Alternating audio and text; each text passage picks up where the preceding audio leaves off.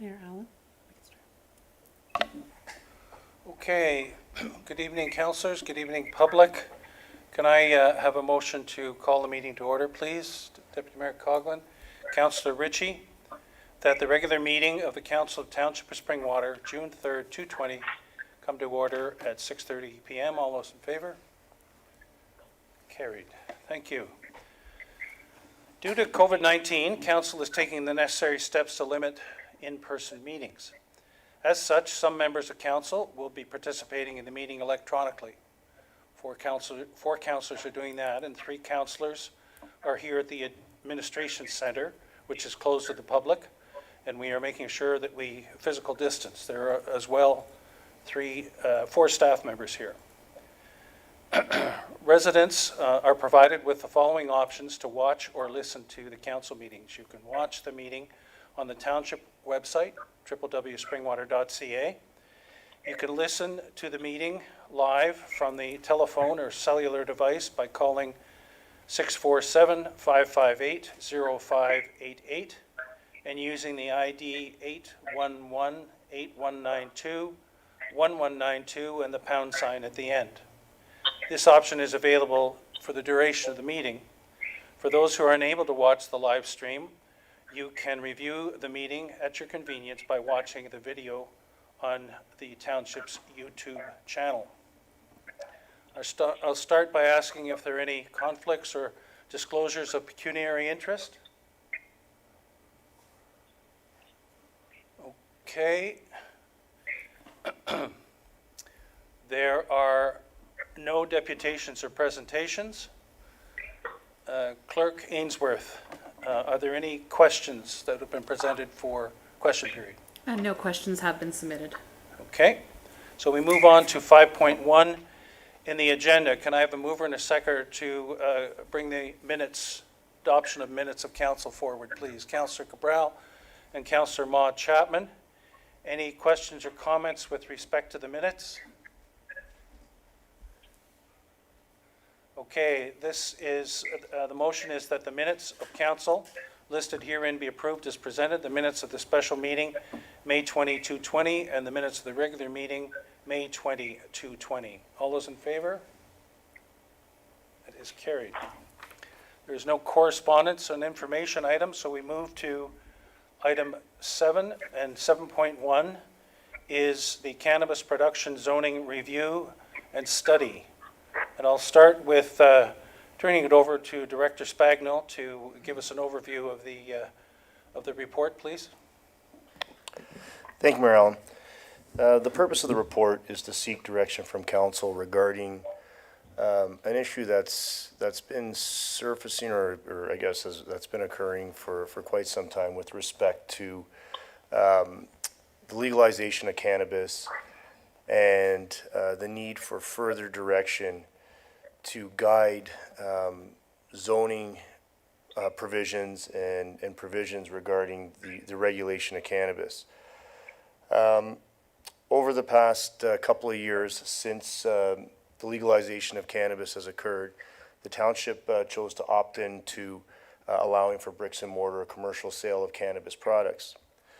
Over that period, in the course of 2 years, staff has been entertaining questions from cannabis production facilities, people who want to operate those types of facilities, as to whether or not cannabis production would be permitted in agricultural areas. So that includes cultivation and the processing. Staff has generally come forward with the position over the years that the cannabis producing facilities would only be permitted within industrial zones. As a result of pressures, ongoing pressures, and more current pressures with respect to the establishment of those facilities, the thought was that this was now the time to try to bring something forward to take a closer look at regulating cannabis facilities, and also taking a look at the existing official plan in the zoning bylaw to see what regulatory powers existed within those documents. As a result of an initial study, a legal opinion was conducted by Weir Folds, which essentially pointed out that under the current policy, so that being the official plan and zoning provisions, that cannabis facilities, so both processing could be permitted in agricultural areas and in industrial areas, and that outside cultivation could also be permitted in agricultural areas, without the benefit of any regulating policy to deal with separation distances or setbacks needed to mitigate the off-site impacts that are known to occur when these facilities are located in certain areas. So as a result of the ongoing pressures and the need for clarification of the policies, staff is bringing this report forward. What staff is proposing through this report, or sorry, what's being suggested through this directions report is an option to establish what's called an interim control bylaw. And what an interim control bylaw allows for is it essentially puts a freeze or a moratorium on new cannabis producing facilities across the municipality. And the purpose of that interim control bylaw is to provide the township with the ability to conduct a study, to review the policies that are in place, to take a look at best practices, best management practices, to take a look at a definition for cannabis producing facilities, and to potentially establish the appropriate zones where those facilities should be located, taking into consideration the off-site impacts that these facilities can produce. What's included in the direction report are two options. Option A is that the township initiate an interim control bylaw, and that council endorse the initiation of a study to review cannabis policy and cannabis production facilities. And it's been suggested in the report, and it's recommended that by staff, that authorization also be provided to utilize WSP consulting services to perform or prepare the required study that's needed in order to take a close look at cannabis production in the municipality. Based on general estimates that staff have received, the study is anticipated to cost in between $10,000 to $20,000. So option A essentially would allow for an upset limit of $20,000 for that study. One thing to note is that as part of the opt-in process that I spoke about earlier, there was provincial funding that was provided to municipalities for the implementation of regulations or anything related to the legalization of cannabis. And at this point, it's my understanding that as part of the Ontario Cannabis Legalization Implementation Fund, or Reserve, that the municipality now has, I believe it's in the order of $27,000 to $28,000 in that reserve that can be devoted to implementation measures associated with cannabis production and the legalization of cannabis. The second option that is on the table is simply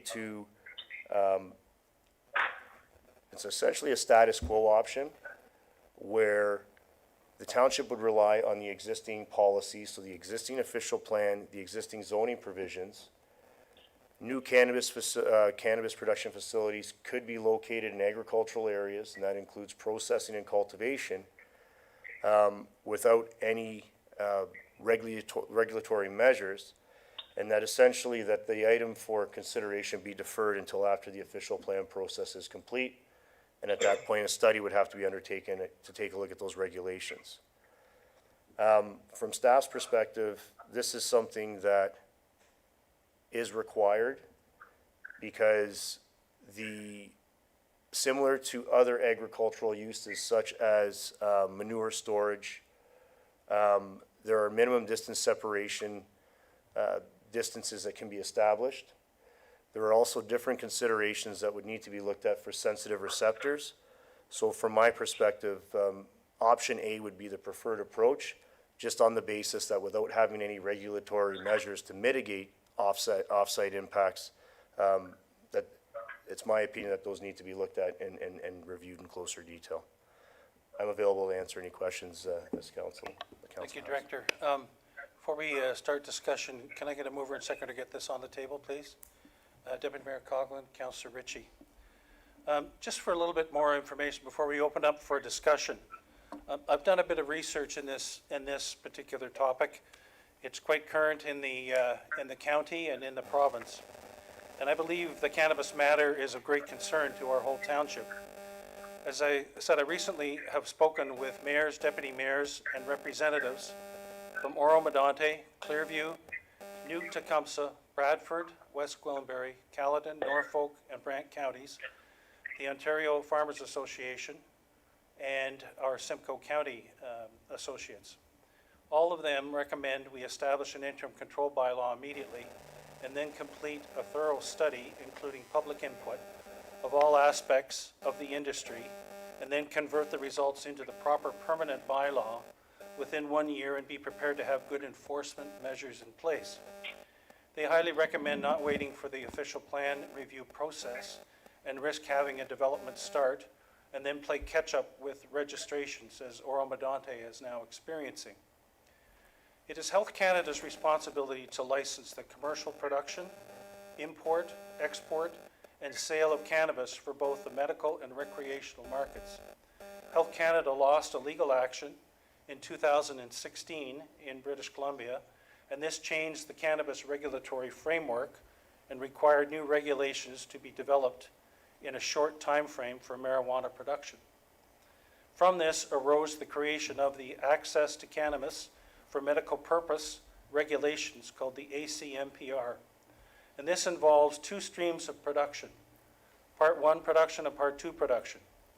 These business activities, however, take place in municipalities, and therefore municipalities have the responsibility to manage the land use designations and zoning with respect to these establishments. The two major categories of growing facilities, the Part 1 facilities, are licensed producers and are highly regulated. There are currently 218 commercial growers in Canada and 84 of those in Ontario. They have high-level clearance, checks, staff training, and strict quality control procedures. Because of this, these Part 1 growers are not the real problem if they are properly located in a municipality. An example of a Part 1 is FIGR from Simcoe. It is a completely enclosed facility, no windows, high-powered ventilation systems to prevent odor and light pollution. Inspections are conducted monthly by financial auditors and Excise Canada representatives, and somewhat less monthly from Health Canada. Security is very strict, and background checks to get into the place involve RCMP, CSIS, and the FBI. Product quality control and plant level traceability is rigorous, and they are a good community employer, and they have plans for expansion. This is the type of situation that exists in Clearview, according to a discussion that I had with Deputy Mayor and Deputy Warden Barry Burton. The Part 2 facilities, or medicinal marijuana registrations, MMRs they call them, relate to the production of personal medical marijuana, and these production facilities are springing up illegally without approvals and without odor, lighting, noise, or water controls. MMRs are completely different from and should not be confused with the legislation allowing recreational cannabis users to each grow 4 plants. The loopholes in the Part 2 facilities are gaping. An MMR holder can hire someone else to grow their prescription amount, and 4 MMR holders can pool their resources and grow at the same address. The grow site can then have multiple units under one roof, and the size escalates very quickly, with growers harvesting between 4 and 5 pounds per plant and running 3 and 4 cycles of growth per year. The rules around the type of unit, if it's new or reconstructed old units, are not nearly as strict as the Part 1 facilities, leading to many deficiencies. MMR holders and designated growers are permitted possession with no limits, so it doesn't matter how many transport trucks come and go between designated grower sites, because they can freely transport cannabis and plants. It is only illegal if the designated grower transports plants or cannabis to anybody other than an MMR holder. Health Canada did not think about how to regulate the number of plants each registered MMR is growing, and they are relying on doctors to control the dosage and amount a person can grow of medical marijuana based on prescription size, and these are highly inflated in many cases. Everyone is pointing to municipalities to regulate this, yet there is not enough coordination between the guidelines from the federal and provincial governments and agricultural agencies and the College of Physicians and the OPP. An interim control bylaw involves a broad prohibition of use. It is a pause button, so to speak, but with it is required a study to figure out what to do, and a bylaw lasts for 1 year, a 1-year period, which is non-appealable, plus a possible extension for 1 year, which is appealable. And that's what's currently happening in Oro-Medonte. Norfolk County has all the right rules and regulations, but the need for enforcement and the municipality's ability to act quickly to enforce are crucial. The OPP are conducting lots of investigations, but there is a slowness of prosecution. Enforcement of policy is the problem. There are lots of delays and delay tactics to enable the growers to take off a crop in 3 to 4 months and have, as I said, 3 to 4 cycles of this per year, resulting in huge profits. This has led to a criminal element being involved with this in some instances, and many potentially dangerous security situations. The province of Ontario is going through a research project to develop standards and guidelines with respect to this. It will take up to 2 years to do the research and come out with firm guidelines. I spoke with Matt Vaughn, who is the current Director of Planning in Brant, and he built the Norfolk model, and he is part of the research team helping out the province as he completes his PhD at Waterloo in the field of cannabis science. The government is looking at what rules and regulations should be put in place. What is the normal and right way of producing cannabis? I also spoke to the County of Simcoe, the Director of Planning there, and they are organizing an upcoming virtual cannabis summit to review details and establish action as recommendations to the county. We cannot wait for the ongoing official plan review and update process, as a lot of negative things could develop in Springwater during this period of time. The interim control bylaw is necessary, in my opinion, to prevent any of these developments in the short term and maintain proactive control of the process for the next couple of years to the finalization of our rules and procedures with respect to this. It is also a good way to get public input from residents on this topic by survey and/or virtual public meeting. So I'll turn it over for any questions or comments. Councillor Cabral? Thank you, Mayor Allen. I did have questions, but actually, I guess I'd like to just speak to it. I actually think that the interim control bylaw is something that we should be looking at. I don't believe that we should be proceeding with an outside consulting firm to do it. Like you, I've done a bit of research myself, not on the specifics of necessarily security and the type of processing that's being done, but more or less in lines with the zoning applications of the cannabis processing facilities in relationship to the municipalities where they're being placed. Some municipalities have not included that particular designation, and they've left their zoning as is. Others have included it in there in a way that it applies both to the agricultural processing areas as well as the industrial zones. And other municipalities have taken upon themselves to include it in their zoning bylaws. But also when it came to the agricultural aspect as well as the industrial zones, did mandate certain specifications with respect to things, as we've already heard from the director, smell, proximity to residential houses, those kinds of things. So the only difficulty I have is there's $27,000 in the Cannabis Legalization Implementation Fund. And I'm struggling with seeing that money go to a consulting firm when I think our staff are more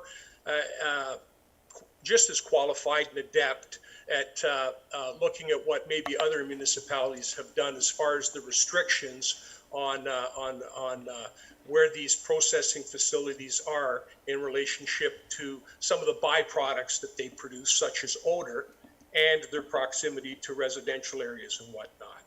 And I would actually like to see the interim control bylaw included with option 2, because it would appear to me that what our official plan or our zoning bylaws are struggling with right now is there's no definition in there for a marijuana processing facility or cannabis processing facility.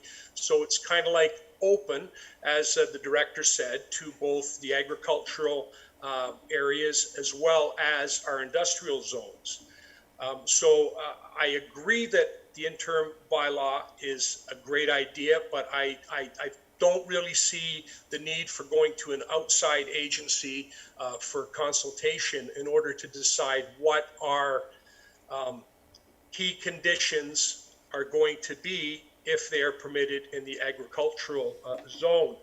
When I reviewed the letter from our minister with respect to the funds, they did provide some examples. And what I'd really hate to see is for us to spend $10,000 to $20,000 of a $27,000 pocket when we are going to experience down the road some probably bylaw enforcement costs, maybe some more educational costs, and to see this money go towards a consultant, which in my opinion would not be necessary, when we should be maybe keeping this money available to us so that down the road we're in a position to utilize these funds as some of the examples here have dictated.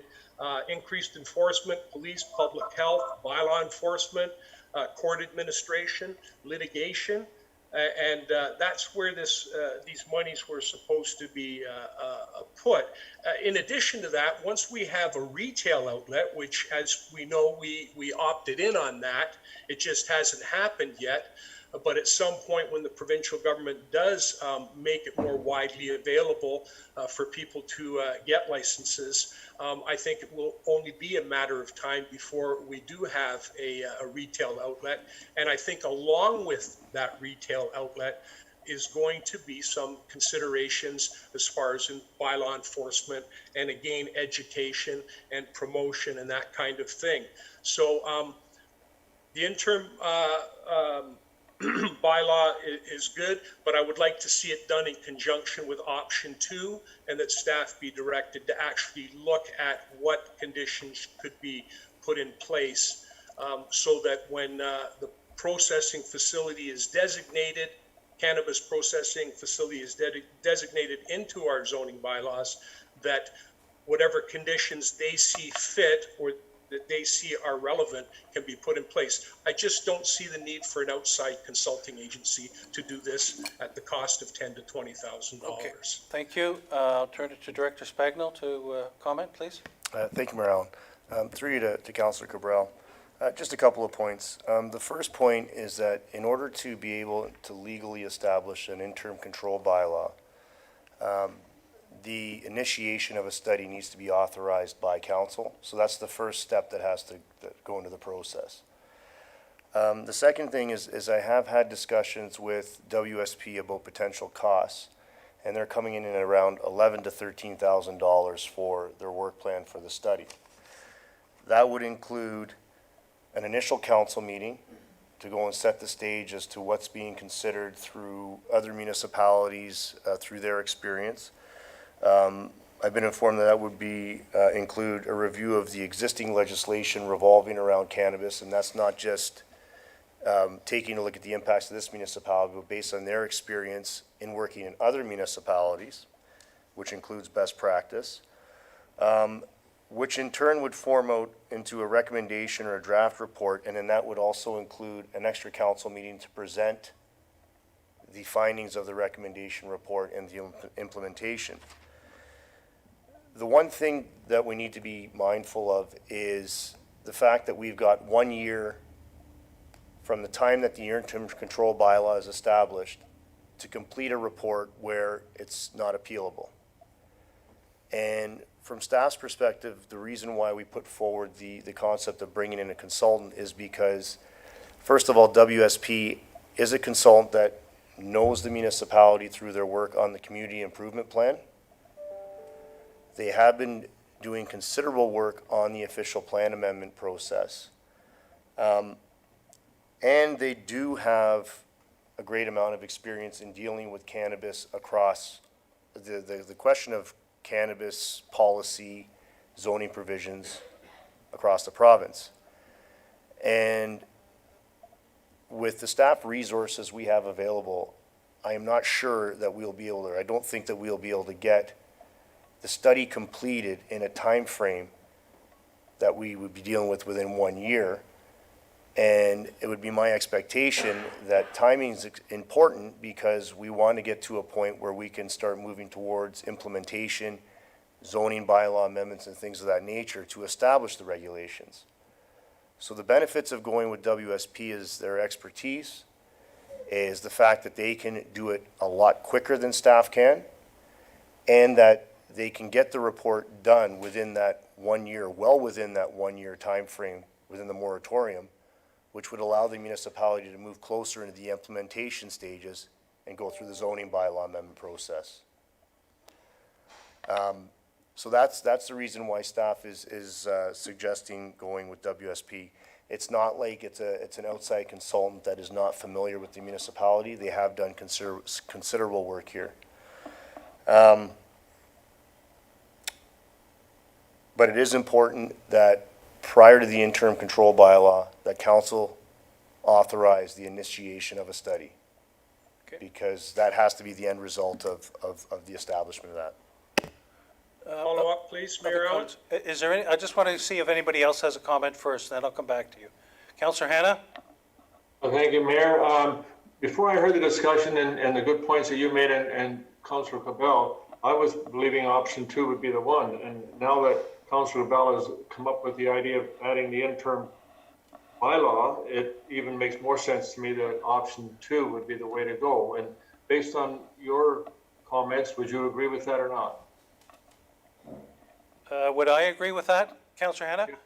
Option 2, as Director Spagnell says, puts it in the normal course. So I can't see the reconciliation of a interim control bylaw and having to start a study right away with the option 2 normal course of progression of the official plan. But that's so you know, if we wanted to look at amendments to option 1, then that might be an option.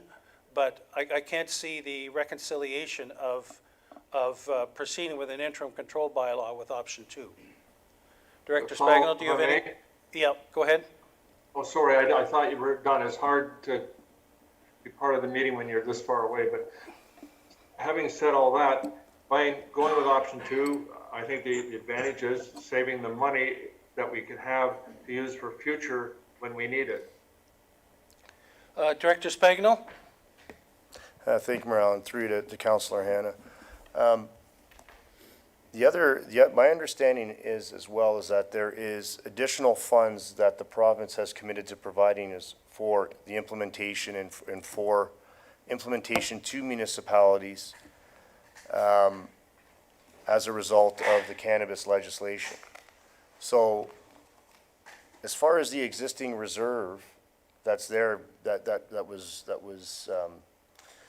the result of the township opting in, there is additional funds that will be coming forward from the province and that the province has committed to. Now, I would have to turn that over to CAO Schmidt because he may have the ins and outs as to where that's coming from and what the terms are of that. But that is my understanding. CAO Schmidt, anything to add to that? Thank you, Mr. Mayor, and further to Director Spagnell's comments. So, yeah, based on the report, the staff report that was provided back in January of 2019, and further to the ministry's website, There may be more funds received for those who have opted in if the excess duty on recreational cannabis actually exceeds a certain level of sales over the first 2 years. So it's not guaranteed. However, there is a possibility that additional funds could be flowing to the municipality. Another point, I mean, for the $13,000 for a consultant's report, they bring their exposure to other municipalities, other areas, so best practices, things to have in consideration. I think that would be money well spent. It would also involve a way to get to the public, whether it be a survey and/or virtual public meeting would be encompasses with that, I'm sure. Any other comments, Deputy Mayor Coughlin? Thank you, Mayor Allen, and through you. Point of order, Mayor Allen. I'm waiting on my follow-up, sir. Yes. I'm doing the circle, and then I'll get back to you, Councillor Cabral. Thank you, Mayor Allen. Didn't want you to forget about me. Oh, no, I never do. You go ahead, please. Thank you. Similar to concerns from Councillor Cabral, I did reach out to our planning department as I often am hesitant to hire consultants, but I did, and thank you, Director Spagnell, for the information that was provided. My question would then be, if now through WSP we understand it to be between 11 and 13, could the resolution not reflect that? So rather than 20,000, a maximum of 13,000, now that we have more information. Director Spagnell? Thank you, Mayor Allen, through you to Deputy Mayor Coughlin. I think we could have the resolution speak specifically to the estimate that's been provided. What I can do is I can just pull up my email and get the exact cost that they've come forward with, if that's where council would like to go with this. Just recognize that that's excluding HST and the taxes associated with it, but that's definitely a possibility. Other comments before I get back to Councillor Cabral? Councillor Moore? Thank you, Mayor Allen. My concern really isn't so much with option one and hiring the consultant as it is really hiring WSP. I really wasn't happy with the report taking as long as it did for the community improvement plan. I thought that it was a really long time, and if we do decide to go with them, I'd like to see a time limit put on them. If there's a sense of urgency with this, then I'd like to see something come back relatively quickly if we feel staff doesn't have the ability to do it. So I guess that would really be my first question. My second one, though, is if we choose to amend option one to go with option two, does that mean then that we are still waiting for the completion of the official plan, which I think could hinder this? Well, I believe it's option one or option two with a potential amendment of either one, but Director Spagnell, can you clarify? Thank you, Mayor Allen, through you to Councillor Moore. Option two would essentially have to wait until the official plan is completed, because what would happen is there would be a requirement to update the township zoning bylaw on a township-wide basis, and it's at that point when staff would be considering taking a look at the cannabis and taking a look at the provisions to see how cannabis would be applied.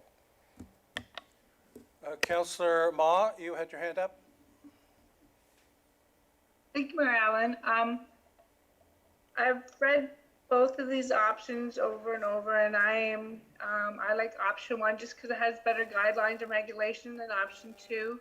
And I agree with Councillor Moore with the WSP with the study. I think we need the study to be more to use the expertise, but I do think we need to put a timeline on that. And since we're in a time crunch, maybe whatever timeline it is, but given the timeline that's done by then, and then because it still has to come back to us for consideration. That's it. Okay, so we could amend the option one with respect to the dollar amount and the time frame. Is that possible? Director Spagnell, any comments about that? Thank you, Mayor Allen. I think from a time frame perspective, we have 1 year. One of the benefits to going with WSP is that we didn't have to go through any requests for proposals or anything of that nature, so that speeds things up. I would hope to have a study completed within 6 months, tops, and the dollar amount that they've given is $13,200.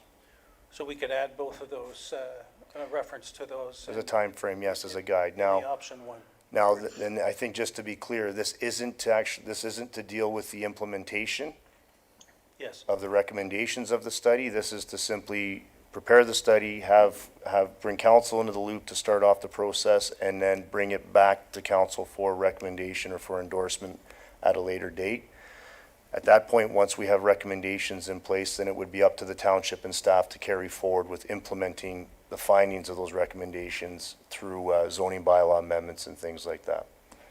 So typically, when you look at a study, if you included implementation, you're looking at anywhere from $20,000 to $50,000. So the cost savings in this respect, and with respect to this work plan, is that staff would be carrying forward with the implementation of the zoning process. But you do clarify that option two involves the time frame of the official plan review, which does not put a stay or a freeze. They can't really be consolidated, as I said earlier. That is correct. Option two, the way that it's drafted, would mean that after the official plan review process is completed, we would have to go and update our zoning bylaw to conform with the official plan. And it's at that point that we'd be taking a look at it. Councillor Cabral. Thank you, Mayor Allen. I guess I'm still not supportive of an outside consultant, and I would like to ask a couple of questions.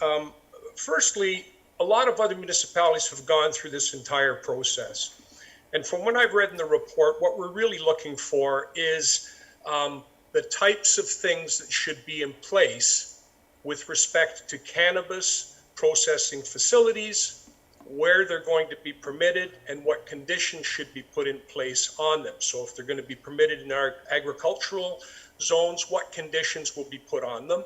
And if they're in our industrial zones, I suspect the same thing. What conditions are going to be put on them in order to operate there? And I just think that there's opportunity here to look at what other municipalities have done and look at what conditions they've put in place and simply mirror them, best practices, as was brought up earlier, into ours. When I look at option number one, the only thing in there is the fact that we've got WSP and a dollar figure attached to them. Presently, right now, we've got staff that might be able to assist in preparing a study and looking at what these other municipalities have done. And I guess my question with respect to the interim bylaw, and I'll be directing this to Director Spagnol, is whether or not there's ever been an interim control bylaw put in place where staff was the one who did the study and staff was the one who formulated the report, or has it always been done by an outside consulting agency? Director Spagnol? Thank you, Mayor Allen. Through to Councillor Cabral. The interim control bylaw in the sections of the Planning Act does not specify who can or cannot do the study. It simply indicates that there needs to be the endorsement and initiation of a study to deal with a specific planning matter. Now, that said, when you take a look at what's at stake with respect to cannabis production, whether it be cultivation, whether it be processing, there is a large dollar figure that is there.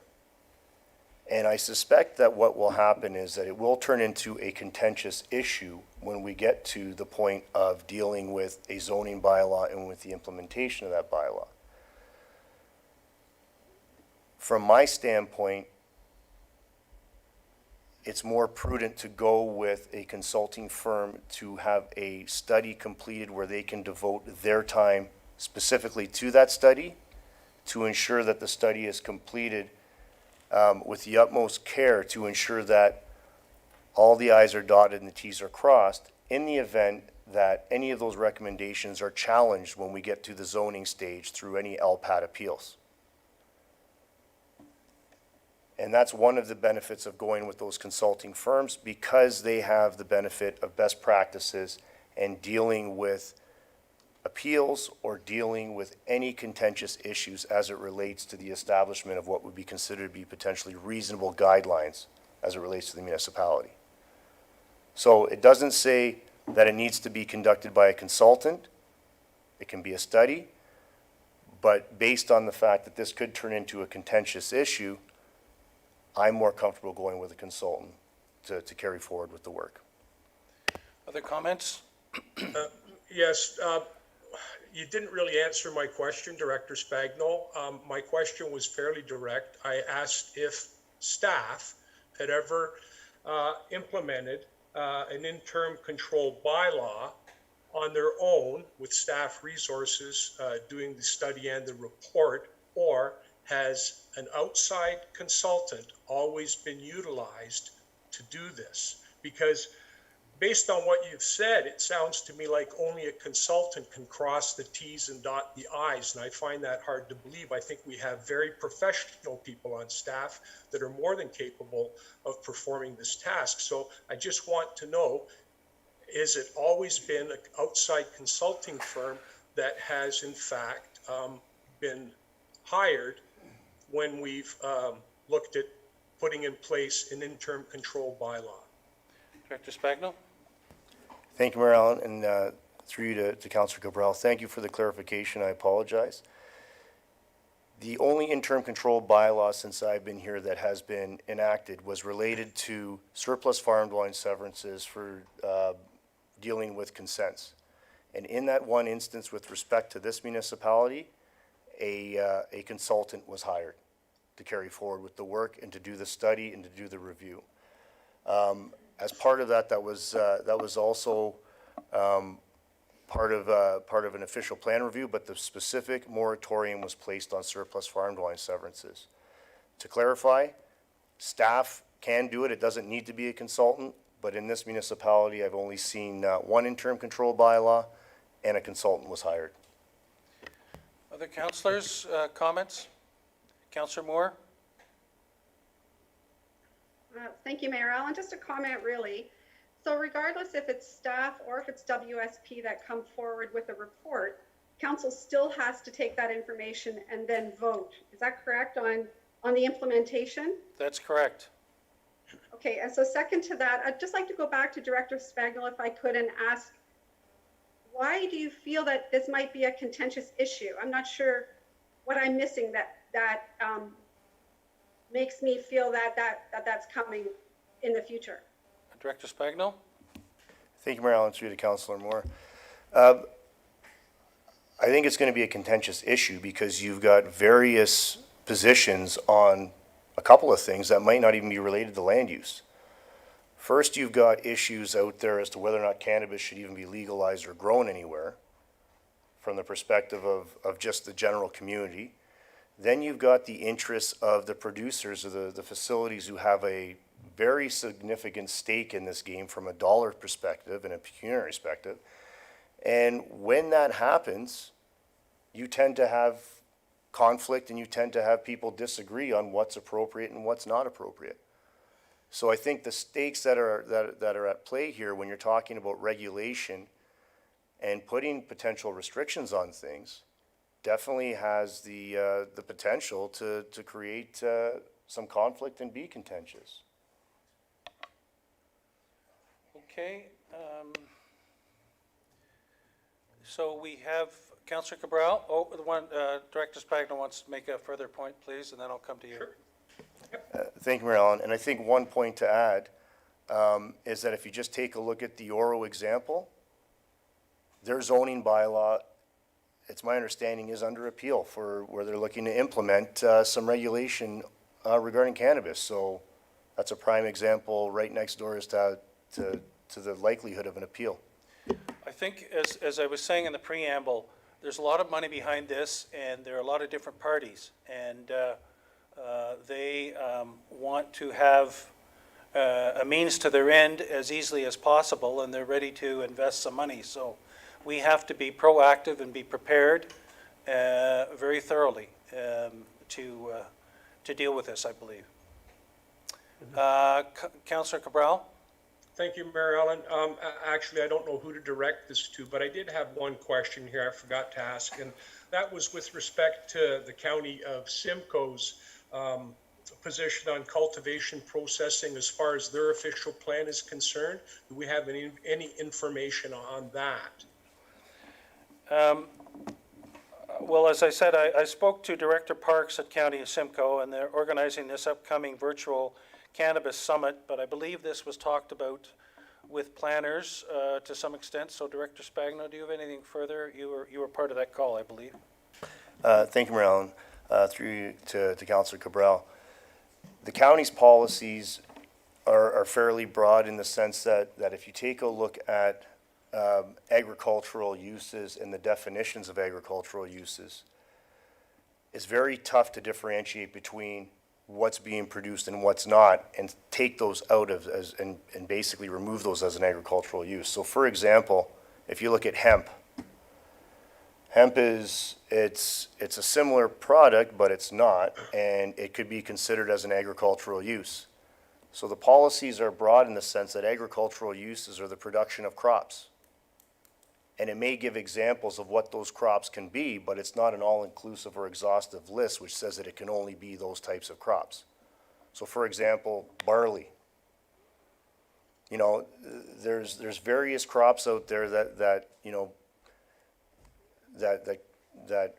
represent or that qualify as agricultural uses, but don't necessarily follow the mold of maybe what we consider as food production. So that's why there's a need for this forum, because there needs to be some sort of guidance and some sort of direction as to how to deal with that from a policy perspective. Okay, so the mover, did you move an option?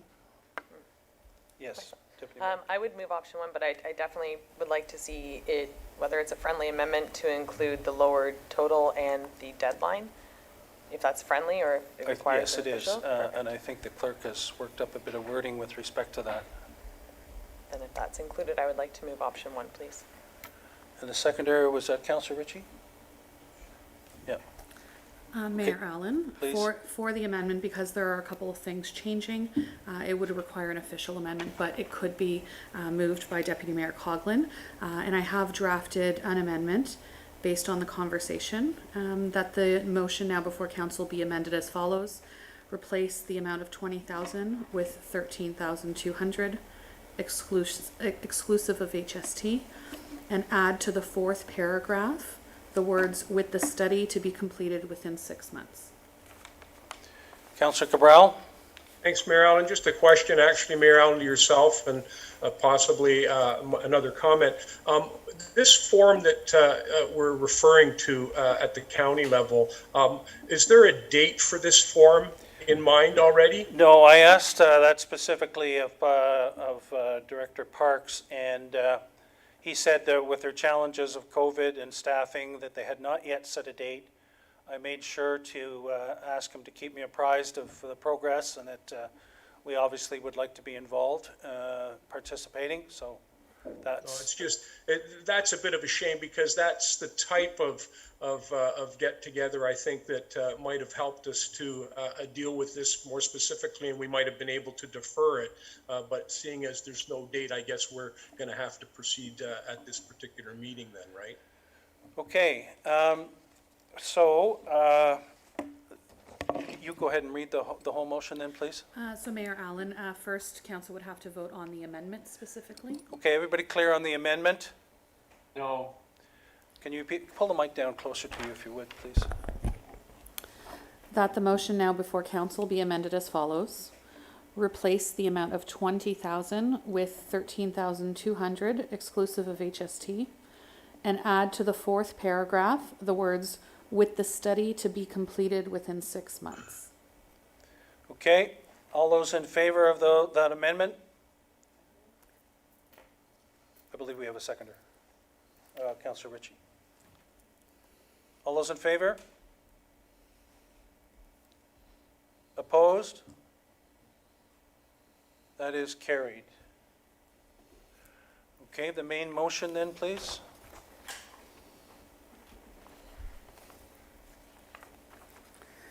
That the report from the Director of Planning Services regarding cannabis production zoning review study options report dated June 3rd, 2020 be received, and that Council for the Township of Springwater resolves that the Township Planning staff undertake a study of the land use planning policies in the agricultural consolidation, general industrial inside storage, and the general industrial outside storage zones in order to determine whether those zoning policies and provisions should be amended to address land use planning compatibility issues relating to cannabis cultivation or production that were not studied at the time that the zoning was put in place, and that the consulting services of WSP be retained to prepare and complete the requisite study, and staff report back to council with the terms of reference, with the study to be completed within 6 months, and that funding for the study up to $13,200 exclusive of HST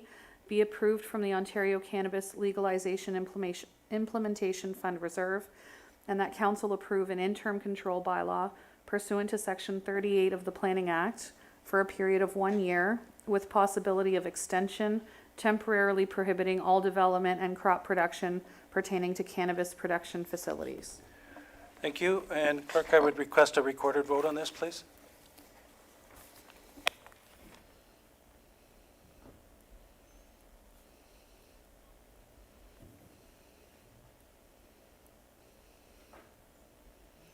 Mayor Allen, may I proceed with the vote? Yes.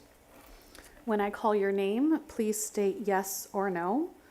Councillor Cabral, No. Councillor Hannah, No. Councillor Chapman, Yes. Councillor Moore, Yes. Councillor Ritchie, Yes. Deputy Mayor Coughlin, Yes?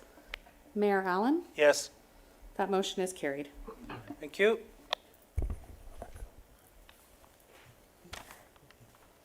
Okay, moving on to item 8.1, approval of the other action reports. Moving on to 8.1, approval of the other action reports 8.2, 8.3, 8.4. Can we start by getting these on the table, please, with a mover and seconder? Councillor Moore and Councillor Maude Chapman. Anybody like to comment or poll and add to any of the action reports 8.2, 8.3, 8.4? 8.3. 8.3, okay.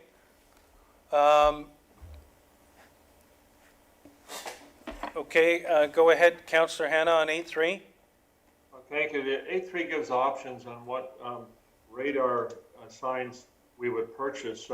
I think we need to have a discussion to give staff direction. I guess my thinking is, well, I can't open it and read them all out, but I would suggest if we could purchase enough to supply 2 or 3 to each ward versus buying the more expensive ones, that would be the procedure I would like to go with, because I know there was some in there.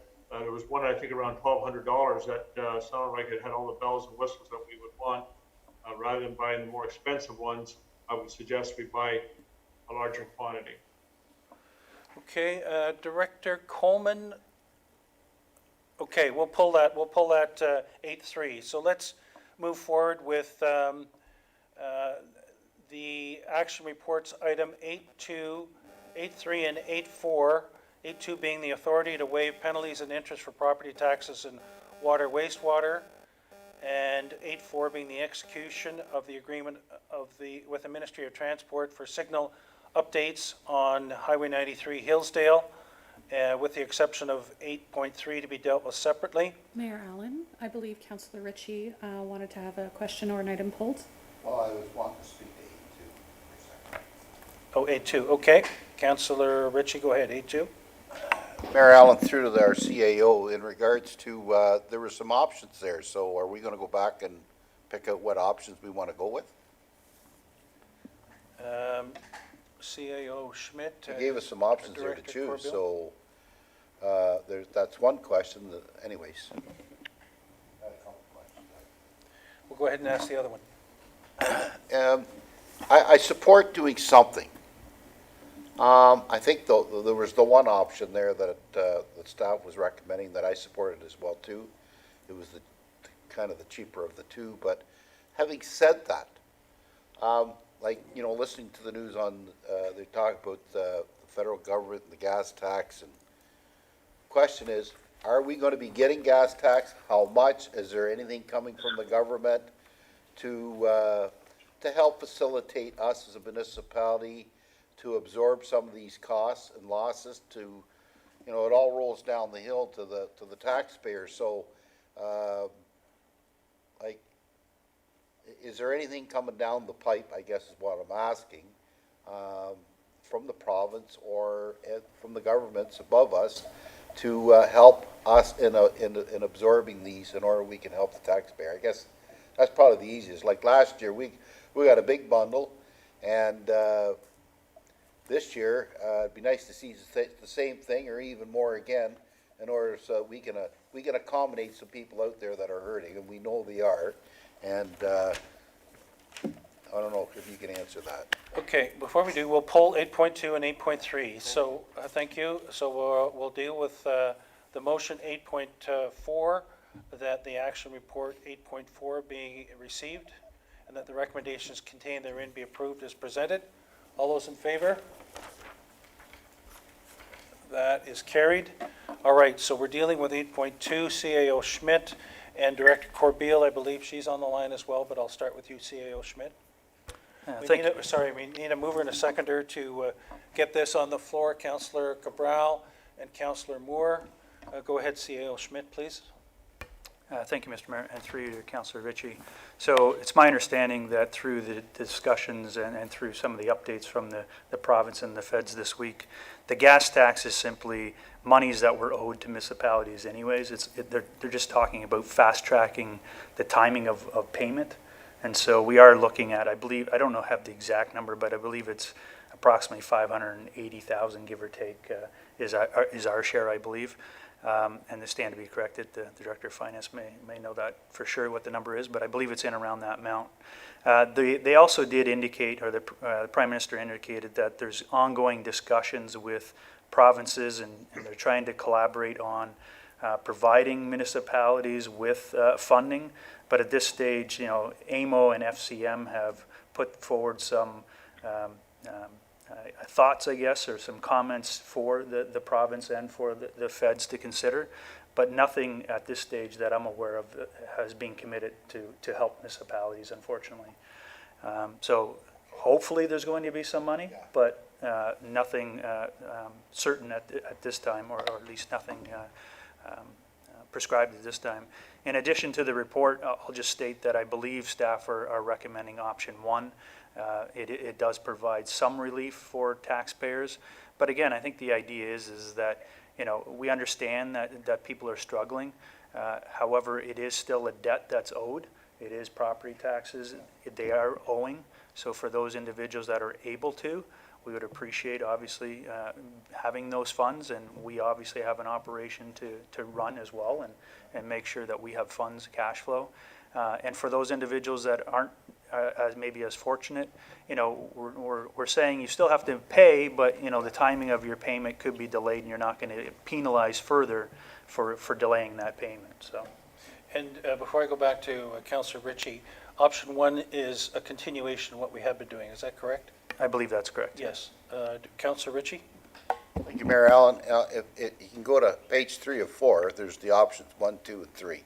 And, you know, it's the same thing in the real estate industry. There's, you know, some of them are talking that there could be 20% of the population could be defaulting, but you know what, we'll wait and see what's going to happen there. But this here, at least will be recognized as doing something, and I support option 1. Thank you. Okay, so we have a mover and seconder for that. So 8.2 is the authority to waive penalties and interest for property and taxes and water and wastewater using option 1. All those in favor? 1, 2, 3. That's carried, thank you. Moving on to 8.3. So the question was raised, Director Coleman on the line? Oh, mover and seconder, sorry, a mover and seconder to get this on the table. Councillor Cabral and Councillor Chapman.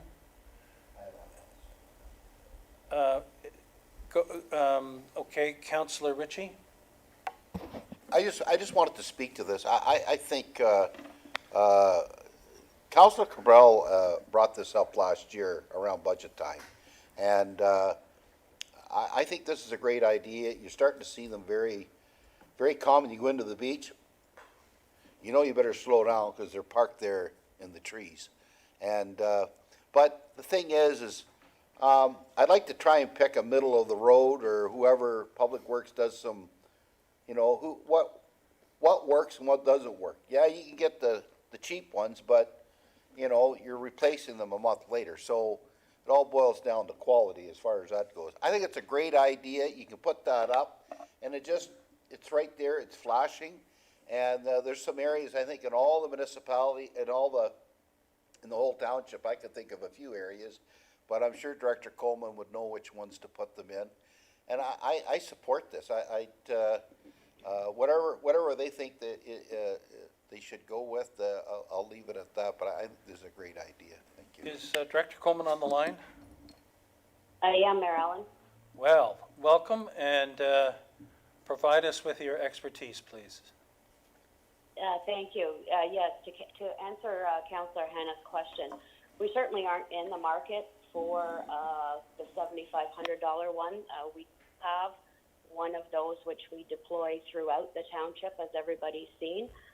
What we're looking for here is to get at least one for every ward, and maybe two if the prices continue to stay like they are. Councillor Cabral could certainly attest to that some of these numbers are based on a U.S. dollar, so it depends on the value of our dollar when we go out for pricing, but it's definitely our intention to get as many as we can and not to get necessarily the gold-plated edition that we already have. So hopefully that answers his question. I guess we don't get a chance to physically see these, probably from websites and catalogs. Is that correct, Director Coleman? Yeah, thank you, Mayor Allen. That's pretty much the case, and that was kind of the case with the one that we've already purchased as well. We certainly narrow down the list of specifications that we need, and if they come back meeting the specifications, that tends to be what we go with. And would these have varying warranties? Probably varying warranties, yes. I think that as we look through the specifications, I think we would probably look at a minimum of 1 year warranty. Okay, further comment, question? All right, so the motion is that the report from the Director of Public Works regarding allocation of funds for the purchase of LED radar sign boards dated June 3rd, 2020 be received, and the $25,000 for the modernization funds, small and rural funding, be allocated to the purchase of LED radar sign boards. All those in favor? That's carried. Thank you.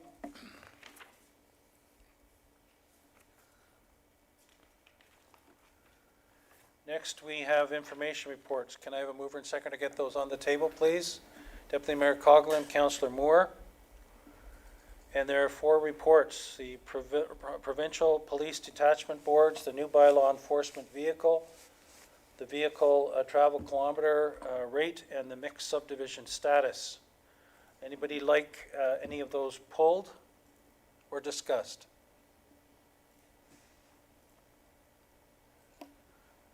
Okay, I'm not seeing any, so the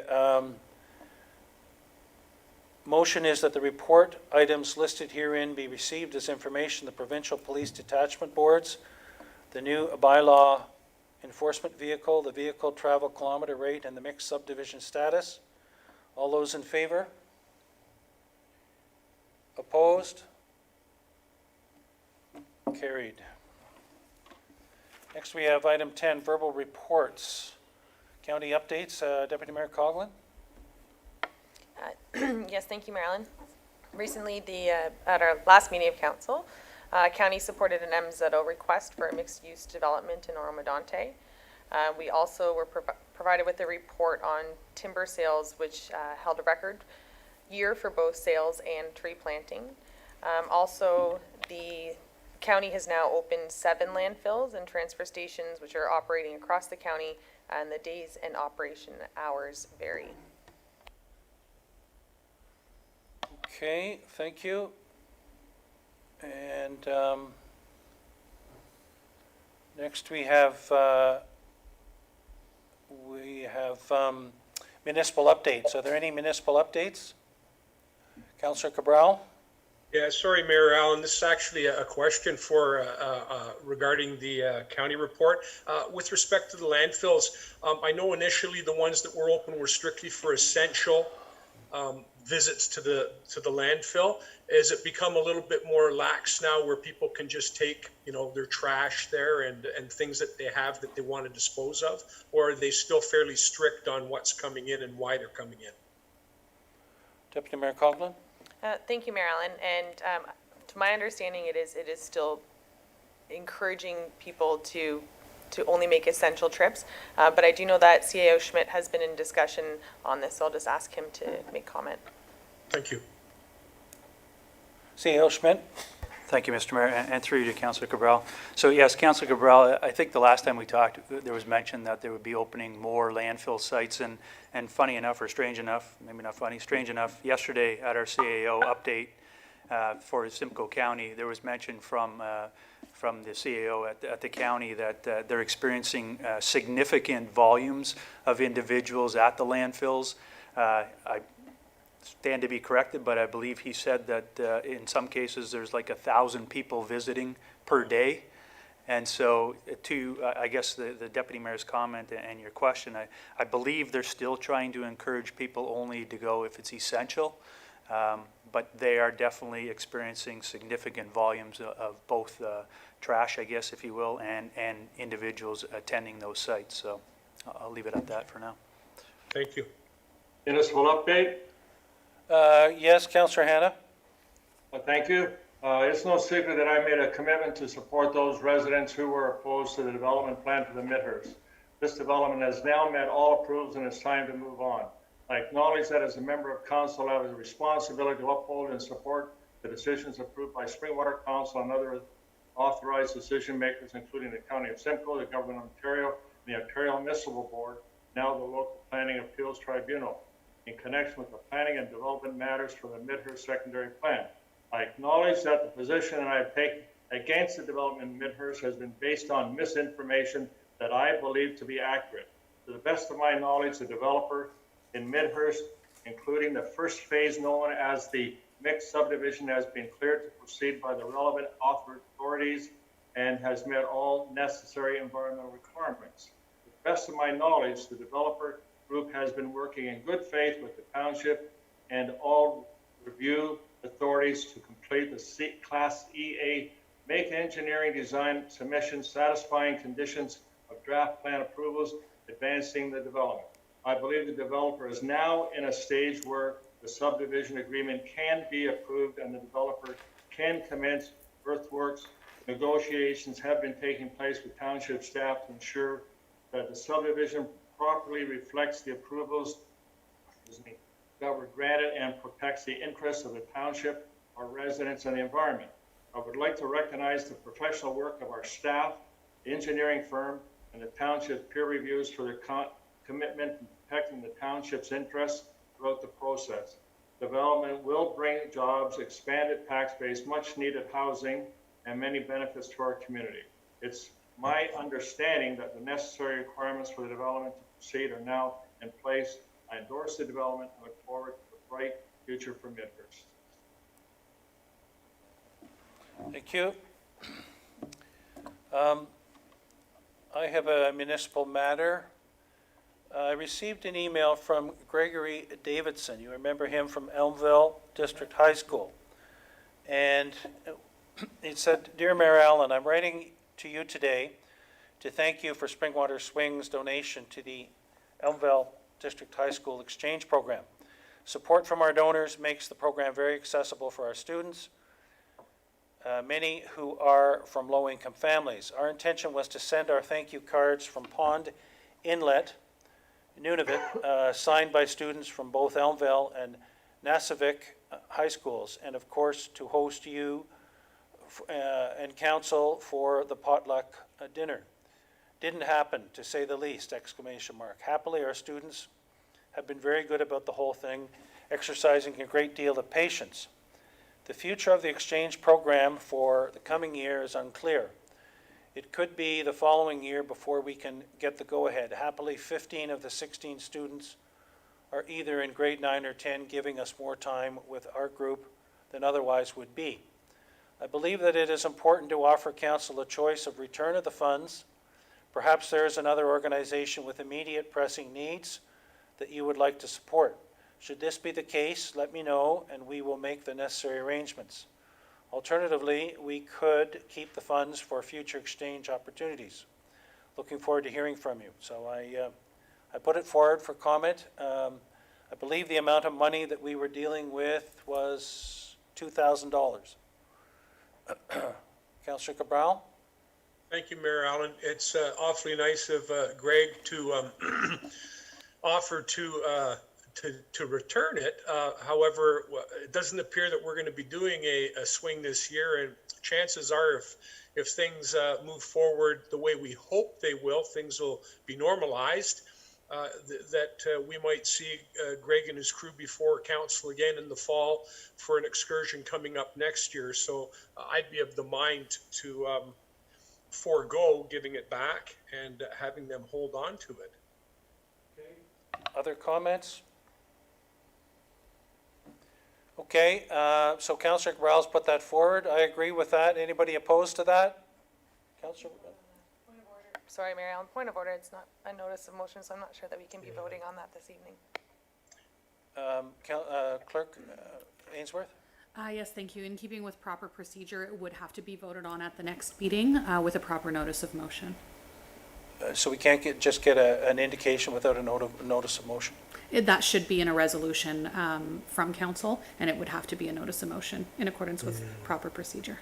Okay, all right, we can do that. Money's not going anywhere. Okay, thank you. Councillor Cabral? Thank you, Mayor Allen. I just was hopeful that at this particular meeting, as we were fortunate enough to get a few meetings ago, with respect to the present situation, and also given the fact that one of our motions was to forego penalties and allow the tax to be paid later on. I was wondering if it's at all possible, if Director Corbeil would be kind enough or has the ability to provide us with a current snapshot of how we're doing as far as our taxation is concerned at this point in time.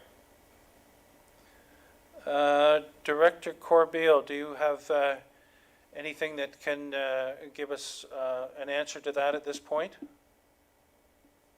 Yes, certainly. We prepared that today in case we were asked.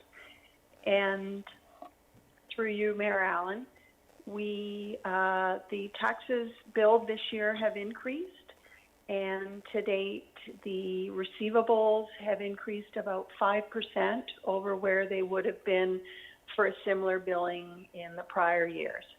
The interest, so they're up somewhat. And the interest income overall has, we've had a decrease in that, but we've also had more arrears in general and not so much the current installment.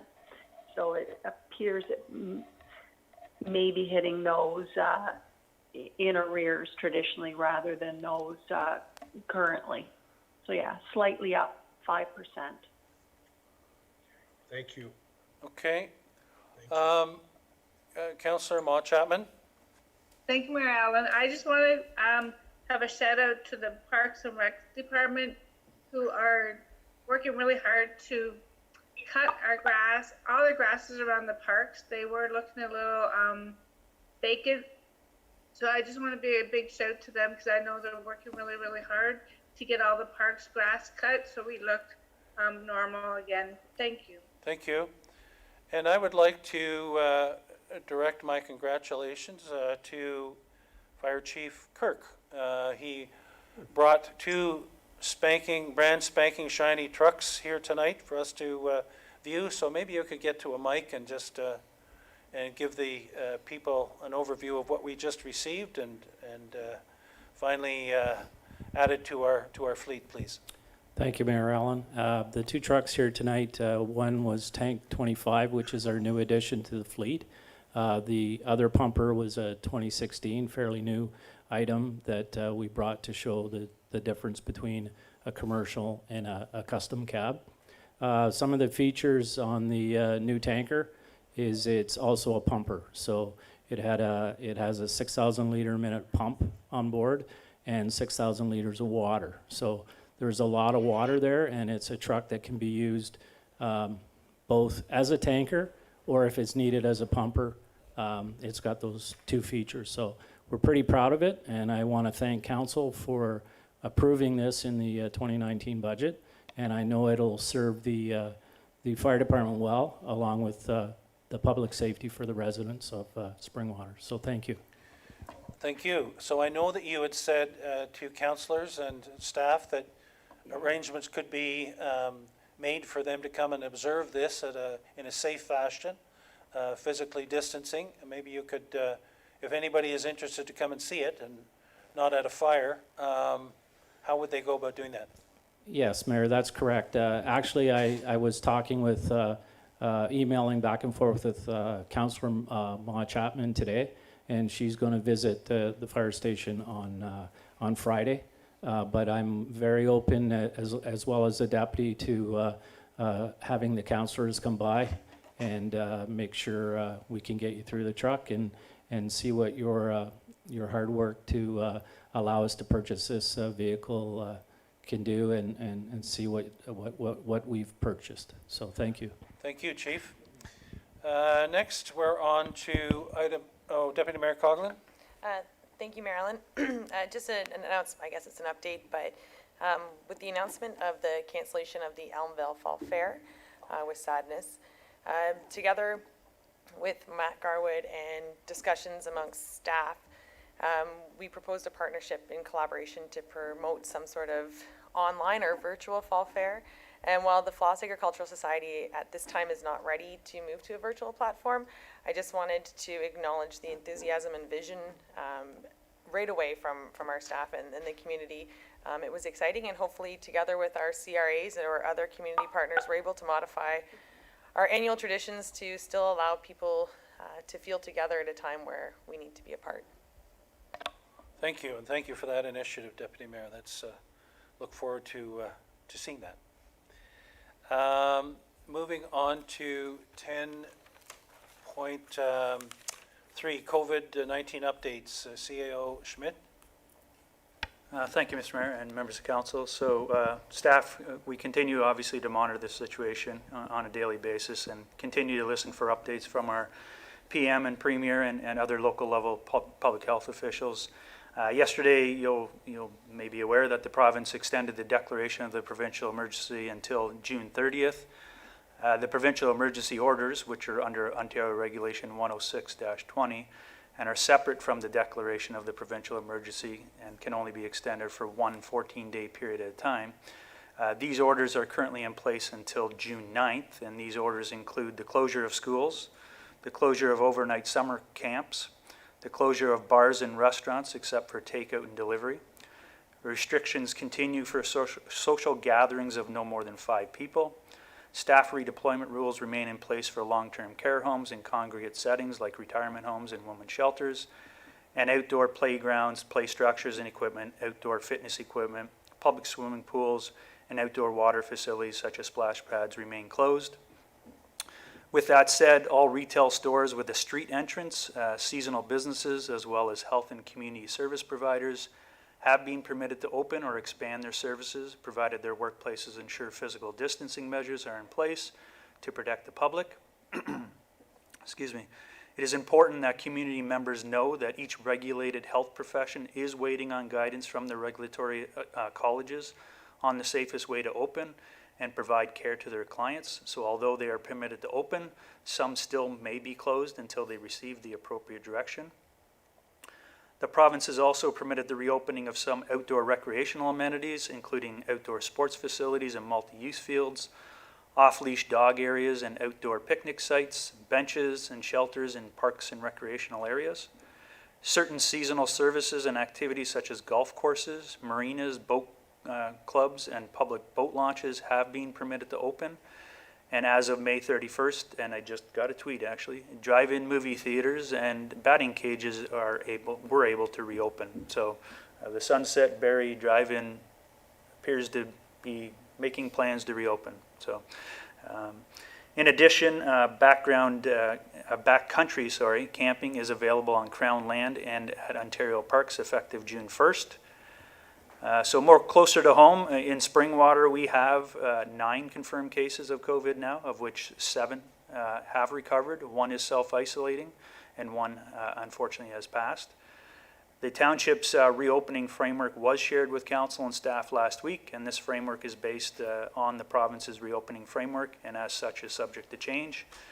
As part of stage 1 of the township's reopening framework, the township has moved forward with the following, which is effective June 1st, so Monday, this past Monday. All outside public works, parks and facilities, bylaw enforcement, and building services, inspectors only. Staff have moved back to full-time duties. Bylaw enforcement will have 7-day coverage, and all staff that have returned have been provided with the appropriate training, PPE, and support to ensure further safety. The Township's Administration Center, Elmville Arena, community halls, works yards, fire stations, and libraries do remain closed to the public until further notice. Staff can be contacted by phone and email, and we'll get back to residents in a timely fashion. There is limited staff in the Township's Administration Center on a daily basis, while the majority of staff continue to work remotely. Springwater Libraries will be offering curbside pickup commencing next week, and there'll be more details to follow later on this week regarding that. Last week, unfortunately, we had to make a decision whereby Springwater summer camps and day camps have been officially canceled, and a media release did go out last week regarding that, and staff are just working on providing refunds to those individuals. All outdoor playgrounds, outdoor fitness equipment, and the Elmville splash pad do remain closed. And I'll leave it at that, and if members of council have any questions, I'd be happy to answer them. Any questions? Okay, Councillor Moore? Thank you, Mayor Allen. Just curious, when we decided to delegate authority to CAO Schmidt, it was under the premise that quick decisions would have to be made and important things could happen on the fly, and things are evolving very quickly. I think we've settled into somewhat of a predictable pattern. Wondering when we're going to review that delegation and sort of resume some normalcy to the council meetings also and the agendas. Okay, I'll start with you. When you say resume some normalcy with respect to the agendas, what do you mean by that, Councillor Moore? I feel like they're still really pared down. Our council meetings used to last much, much longer, and so the content seems pared down. I feel like we could be ramping up to what the previous agendas looked like. CAO Schmidt, comment with respect to that? Thank you, Mr. Mayor, and through you to Councillor Moore. So we are back to, I guess, a regular schedule as it relates to our council meetings. I guess maybe some of the challenges we might be faced with is more with respect to some of our public meetings, which staff are currently in the process of walking through that, and hopefully we'll be shortly presenting some confirmation as to how we're going to proceed with public meetings. With respect to the delegation bylaw, it's my understanding, and I stand to be corrected from our clerk, is the idea was that was in place until the provincial emergency order was lifted. But if council wants to or chooses to revoke that, I guess there's a process that the clerk might be able to walk council through. But again, we are continuing with our regular council meetings. I would agree, maybe they're not lasting as long as what we have in the past. Staff are gearing up and trying to obviously put more and more on the agendas as we move forward. And like I said, with respect to the public meetings, we hopefully will have that resolved in the very near future. Clerk Ainsworth, what would be that process, please? Thank you. CEO Schmidt was correct. The bylaw that is currently in effect is in effect until the provincial emergency declaration is over. Council may decide to rescind the bylaw, and the process for that would be the submission of a notice of motion to myself in accordance with the procedure bylaw, stating that they would like the bylaw rescinded. And then that can be placed on an agenda and debated by council and then ultimately voted on based on the results of that vote. The bylaw could come at the next meeting to be rescinded if that's the decision of council. Okay. Follow on? Oh, thank you, Mayor Allen. So I would like to put that motion forward if I may. Okay, we're just moving into, we'll move into item 11, which is notices of motion. So how would you, with respect to wording, Clerk Ainsworth, do you want, yes? Thank you, through you. Wording doesn't have to be decided upon now. Councillor Moore just has to state that she would like to propose a notice of motion to rescind the delegation bylaw, and then I would work with her offline to come up with appropriate wording. Okay. Any other notices of motion?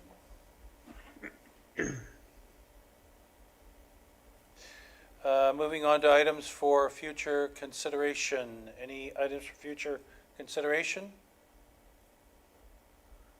Moving on to 13.1, approval of bylaws. Can I have a mover and seconder for the approval of bylaws, please? Councillor Moore and Councillor Mott Chapman. That 2020-034 hiring policy, 2020-035 final tax levy bylaw, 2036 amend bylaw 217-087 water regulation and rating bylaw, 20-37 highway 93 and Albert Street intersection pedestrian signal agreement with the MTO, 2020-39 OPA 59 Elmville Development Inc. OP 217-004, 2020-41 interim control bylaw, cannabis cultivation and production. So we have a mover and a second. All those in favor? That is carried. Confirmation bylaw, mover and seconder, please. Deputy Mayor Coughlin, Councillor Cabral. The bylaw 220-040 to confirm and adopt the proceedings of council at the regular meeting held on June 3rd, 220, listed herein, be signed and sealed by the mayor and clerk. All those in favor? It's carried. And an adjournment by motion, please. Councillor Cabral, Councillor Mott Chapman, that the regular meeting of the Township of Springwater does now adjourn at 7:58 p.m. to meet again in regular meeting on June 17, 220 at 6:30 p.m. in the council chambers at Min Centre, Minising. All those in favor? Carried. Thank you. Thank you very much. Thank you for listening. Stay safe. Take care, stay safe. I'll send you that link, Anita, Thank before you you. say goodbye. Bye, Wanda.